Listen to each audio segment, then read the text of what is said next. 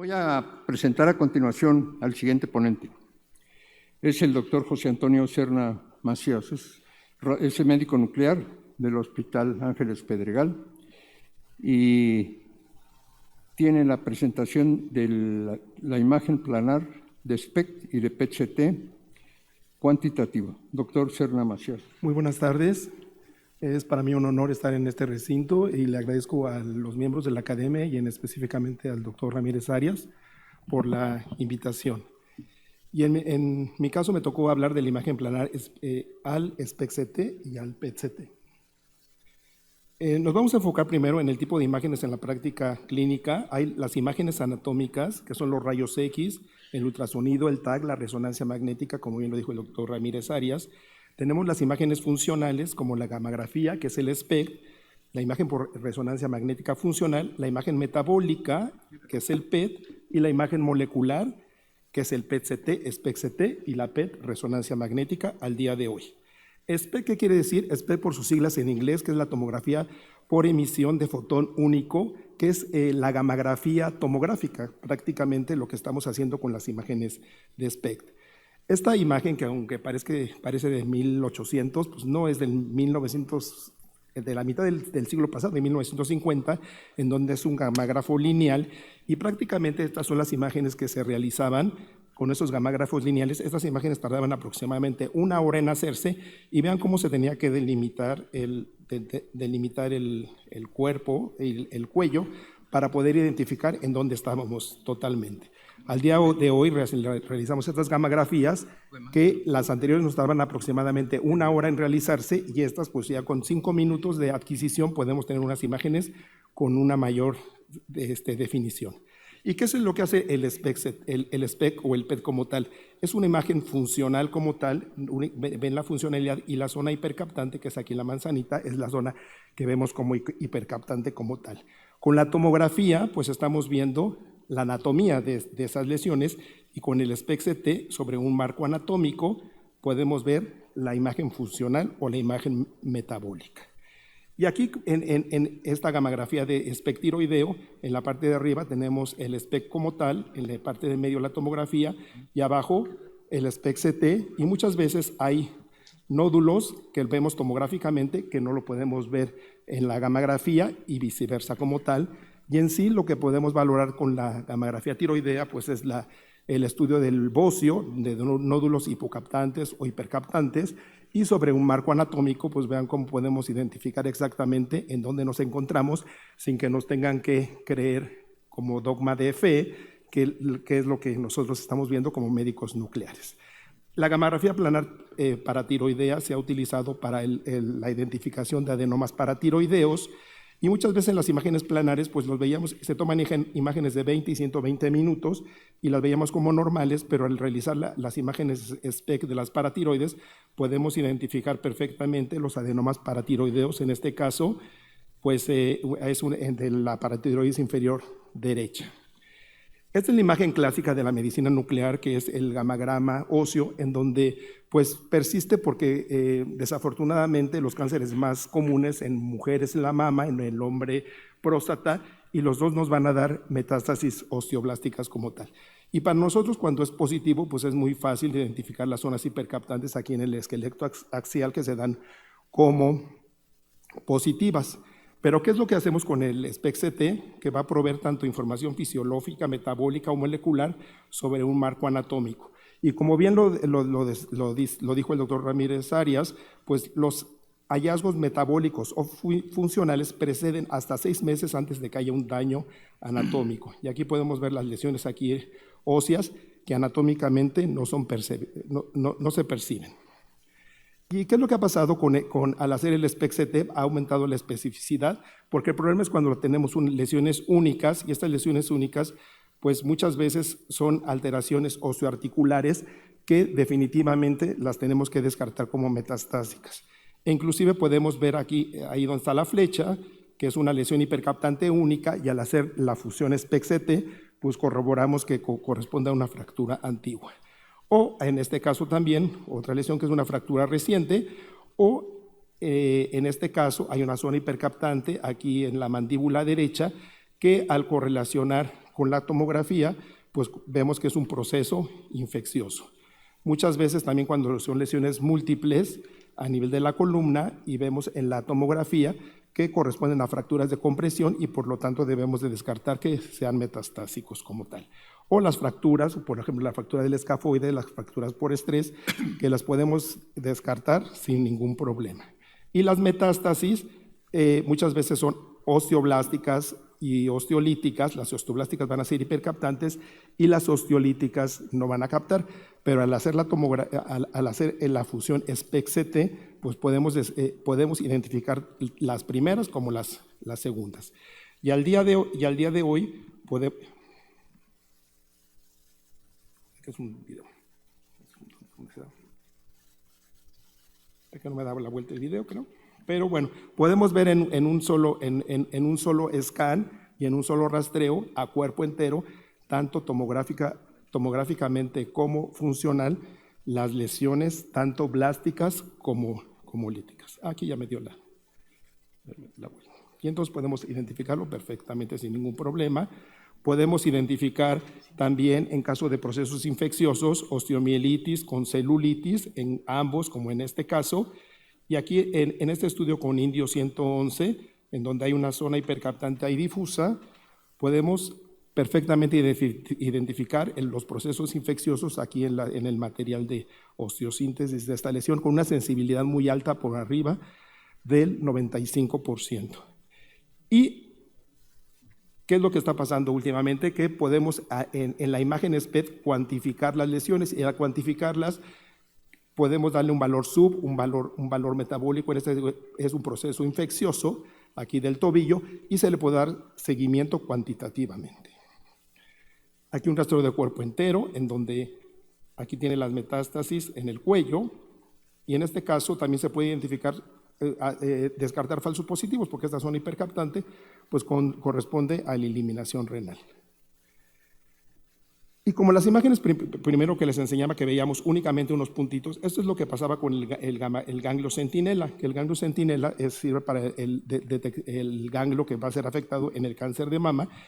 Este es el sitio de inyección y el ganglio centinela. Y como les digo, pues no lo tenían que creer, pero si nos ponemos en un marco anatómico, pues aquí tenemos la axila, y al hacer el ganglio centinela, pues podemos identificar perfectamente en dónde nos encontramos y podemos identificar perfectamente el nivel de Berg, que es el que está afectado.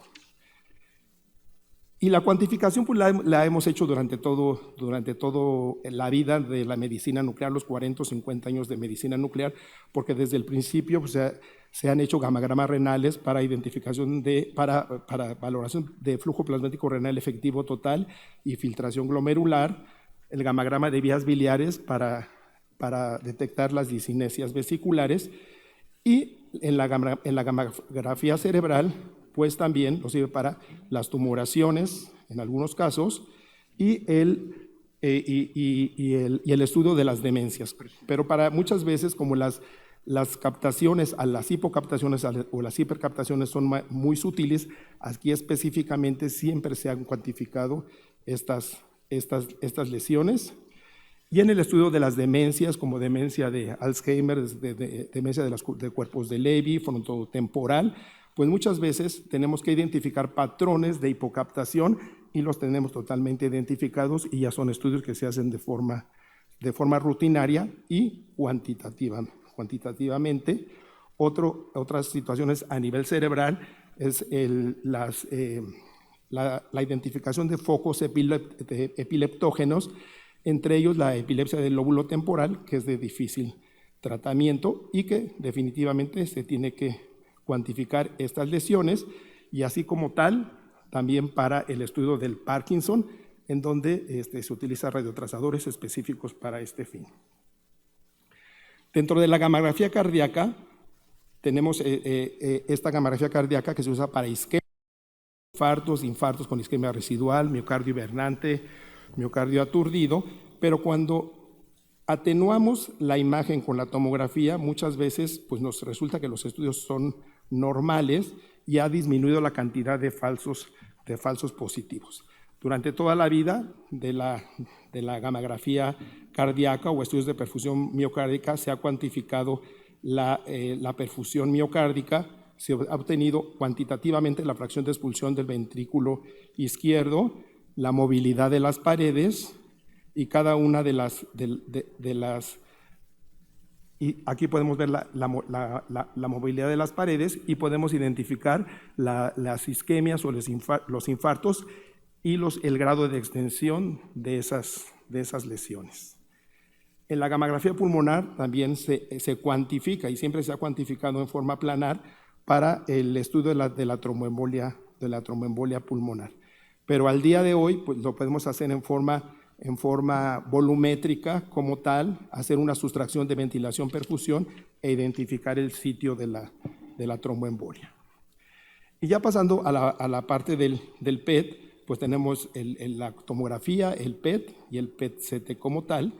Y entonces, desde una de las primeras indicaciones para que la FDA aprobó fue la del nódulo pulmonar solitario. Y aquí se empezó a evaluar el SUB, y es donde apareció el número mágico de 2.5, lo que estaba por arriba de 2.5 era maligno, y lo que estaba por abajo benigno. Pero se hicieron cientos de papers como tal, pero esto era únicamente para nódulo pulmonar solitario, pero pues hay prácticamente el PET se utiliza para estratificar, restratificar, valorar eficacia al tratamiento de múltiples cánceres como tal. Y entonces ya no únicamente se utiliza el SUB, sino se utiliza el SUB, que es sobre grasa magra, o el SUB máximo, o el SUB min, o el volumen metabólico tumoral. Hay diferentes valores, pero ¿con qué fin se ha hecho esto? Valorar respuesta al tratamiento y también el seguimiento, la viabilidad tumoral como tal. Y entonces tenemos este paciente en donde se le ha dado tratamiento y vemos cómo a través del tiempo pues ha progresado y en este caso tiene una hiperprogresión.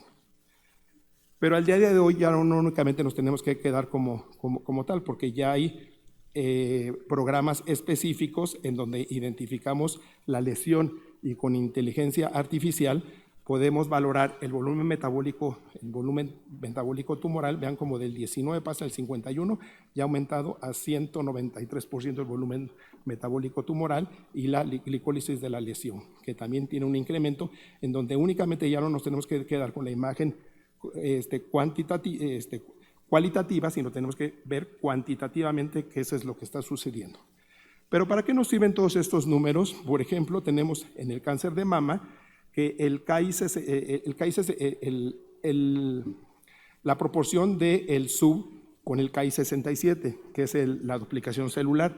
Por ejemplo, este paciente con un Ki-67 de 3%, con un SUB de 5.2, Ki-67 de 50%, con 14.5 y Ki-67 de 70, con 32.8.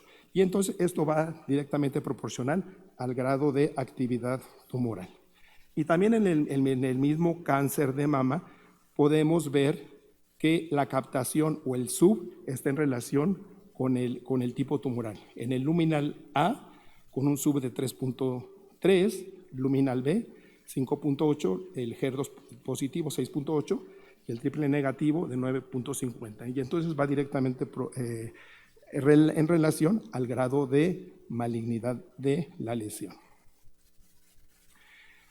Y aquí también podemos utilizar diferentes trazadores, como aquí el fluorestradiol con la glucosa, para poder determinar los tratamientos que van a seguir estos pacientes. Y se puede valorar la respuesta a tratamiento. Esto se hace, este es el estudio del 20 del 10 del 13 y después del 15, y vean cómo a nivel hepático hay un incremento de las lesiones, pero al día de hoy ya podemos valorar en forma cuantitativa y a través del tiempo si estos pacientes progresan, mejoran, están en enfermedad estable, o si hay que dar diferentes terapias o terapéuticas como tal. En los tumores neuroendocrinos también ya no únicamente se utiliza la glucosa marcada, sino también se utiliza el fluorooctiotride para los tumores neuroendocrinos, porque podemos valorar si pues, son sensibles a diferentes tipos de terapia. Y el objetivo de la imagen molecular va a ser la radiación a las células neoplásticas, la mínima toxicidad, una concentración selectiva y retención prolongada, una penetración de la dosis y radiosensibilidad del tumor. Y entonces, ¿qué es lo que pasa? Que con los rayos X, pues podemos únicamente saber en dónde se está localizado el tumor, pero yo con la imagen molecular, pues podemos saber el blanco terapéutico, el blanco molecular y la biología del tumor y dar terapia dirigida hacia las lesiones como tal.